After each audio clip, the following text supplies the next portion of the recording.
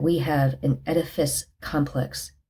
Another way of saying that we have an edifice complex with regard to our faith or people who are professing Christians or practicing Christians is this idea that they can be churchians. Going to church, a physical place, is placed above and beyond actual practicing and living out their faith during the week. And I think that going to church and being kind of assured that we're doing the right thing by doing that is absolutely problematic.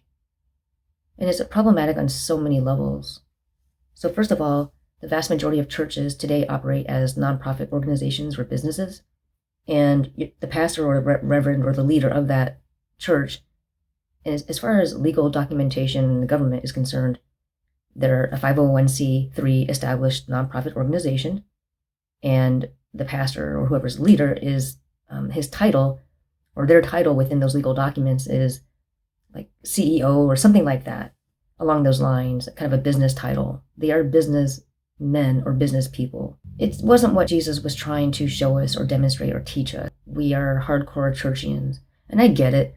In the early years of Christianity, in its nascent form, there were many house churches that popped up and people were kind of, getting together in that way. But it was more of a necessity because of that circumstance or time that they met under those circumstances or met that way. They had to be incognito. They had to be safe. They couldn't go out in the streets and pray, do their church thing. They were very vulnerable within the Roman Empire. I'm not going to get too much into the religiosity. I'm just kind of building a framework to understand why being a churchian or having this kind of edifice complex of thinking that we score points or that we're doing the right thing by just going to church.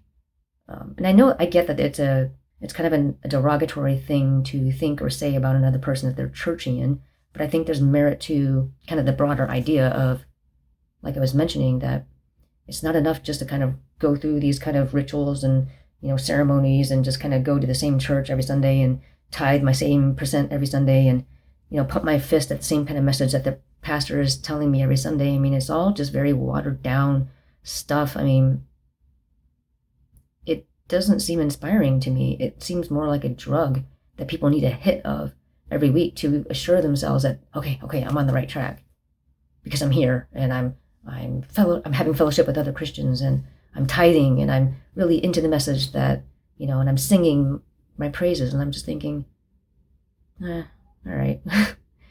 I've seen so many fakes at church, or not necessarily fakes, but people who genuinely probably do believe it.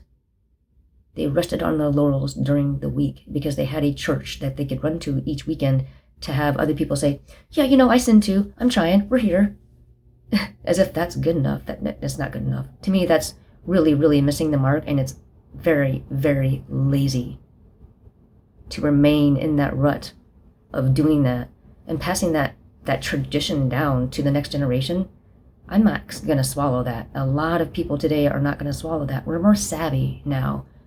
We're more savvy, absolutely more savvy. We know more about the Bible. The average person can and does know more about the Bible than they did decades ago. The average person knows a lot more about how businesses operate and how churches deceive people much more than we did decades ago because of the information that we have access to. And I want to give an example too, a very personal example of why I think that churches are problematic and they're a breeding ground for shady, fake Christians who use that kind of image and role as a front for essentially laundering money through a church for their own personal gain. The church that my parents went to, the last pastor that I met there, he was very shady. He very, very questionable. I was baptized there, and I knew that they were going to video everything just for their own records or whatever, just to whatever. And I just thought, okay, I guess I'm not going to get all upset about that if you've done that to everybody. But he didn't disclose to me that they also share all of this stuff online, like each individual baptism, person's name. Some of the elderly people and some of the children that were baptized there were not given disclosure that their image and their name was going to be on YouTube as they're getting baptized. I only found out when I accidentally stumbled on it about a year after I was baptized. And they have a separate playlist on their YouTube channel, and they were bragging about how we've baptized this many people this year. And I thought to myself, oh my gosh, this is sick. This is ugly. Not only that, but they were using their nonprofit or a religious establishment discount to buy groceries, mostly junk food, filling up this huge pantry in the kitchen area with junk food, and they were selling it back to people in the congregation, especially the Monster energy drink. And it's not my business, I didn't really care, but when I saw their pantry and it had all these Monster energy drinks in it, I realized that this pastor, was using their discount to buy groceries, junk food, and then sell it back to their own church members. Monster energy drink? That's like cocaine or a heart attack in a can. How's that? I just wouldn't feel right buying that stuff and then giving that to my friend or people in the church after I bought it with a discount and making them pay for it. That is so sick. This guy did and said things to me that were very, very creepy. The last time, I called him out on it, about that, not disclosing that they were going to record and videotape and put online every baptism and then not tell people. So I called him out on that, and I never got a response. He just didn't respond.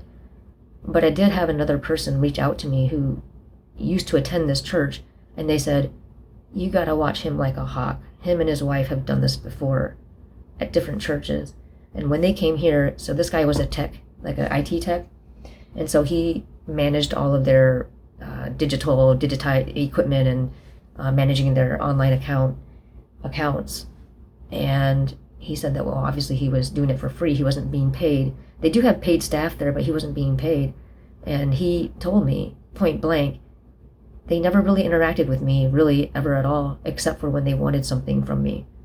And he said that after a while, he couldn't do it anymore. He didn't say anything. They just quietly left that church.